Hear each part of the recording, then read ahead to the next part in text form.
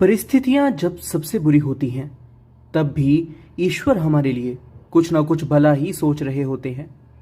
जीवन में कई बार एक ऐसा समय आता है जब हमें लगता है कि सब कुछ खत्म हो गया, पर वास्तव में वो समय हमारे लिए सबसे बड़ा मोड़ साबित हो सकता है।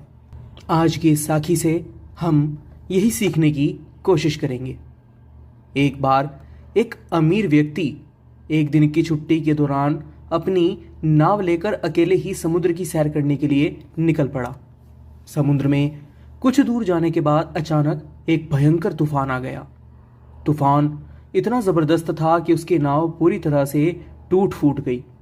किसी तरह उसने अपनी लाइफ जैकेट के सहारे समुद्र में कूदकर जान बचाई और काफी संघर्ष करने के बाद एक सुनसान टापू पर जा पहुंचा। टापू पर उसे कोई इंसान तो नहीं मिला, लेकिन उसने सोचा कि ईश्वर ने उसे मौत से बचाया है तो आगे का रास्ता भी वही दिखाएंगे। कुछ दिनों तक वह टापू पर उगे हुए फल पत्ते खाकर किसी तरह जीवित रहा। अब उसे लगने लगा था कि वह इस टापू पर फंस गया है और कोई बचने की उम्मीद नहीं है, लेकिन फिर भी उसने ईश्वर पर भरोसा बनाए रखा।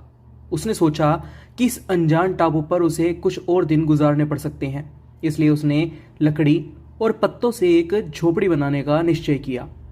दिन भर मेहनत करने के बाद आखिरकार उसकी झोपड़ी तैयार हो गई और उसने राहत की सांस ली।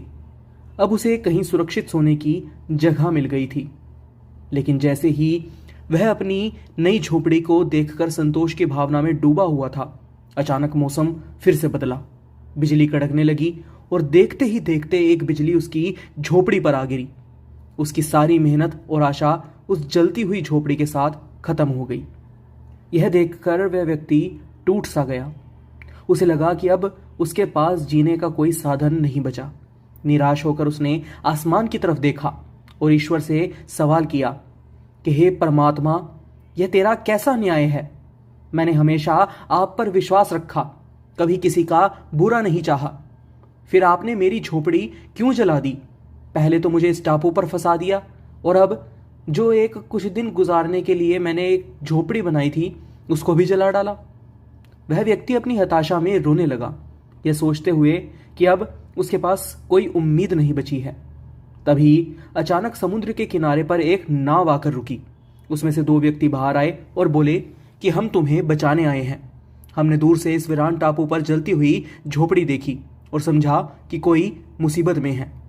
अगर तुम्हारी झोपड़ी नहीं जलती तो हमें यह कभी पता ही नहीं चलता कि यहाँ टापू पर कोई फंसा हुआ है। यह सुनते ही व्यक्ति की आंखों से आंसू आ गए। उसे समझ में आ गया कि उसकी झोपड़ी का जलना ही उसकी बचने की वजह बनी। उसने ईश्वर से माफी मांगी और कहा कि हे परमात्मा, हे मेरे मालिक, मुझे नहीं पता था कि आपने मुझे बचाने के लिए ही मेरी झोपड़ी जलाई थी। मैंने अपना विश्वास खो दिया था, लेकिन अब मुझे यकीन हो गया है कि आप हर समय मेरे साथ हैं। मुझे माफ कर देना। यह साखी हमें सिखाती है कि जीवन की कठिनाइयों में धैर्य और विश्वास बनाए रखना कितना महत्वपूर्ण है। कभी कभी जो हमें नुकसान या विफलता मिलती है वह ईश्वर की ओर से हमारी मदद के लिए किया गया कोई संकेत हो सकता है। जब भी हमें लगे कि सब कुछ खत्म हो गया है, हमें अपने विश्वास को मजबूत रखना चाहिए, क्योंकि जो परिस्थितियां हमें निराश करती हैं वे ही हमें जीवन में आगे बढ़ने का रास्ता दिखा सकती हैं। आज की यह साखी आपको कैसी लगी? अपनी राय हमें कमेंट बॉक्स में ज़रूर बताइएगा। फिलहाल के लिए बस इतना ही। एक बार फिर से लौटेंगे एक नई साखी के साथ। तब तक के लिए राधा स्वामी जी।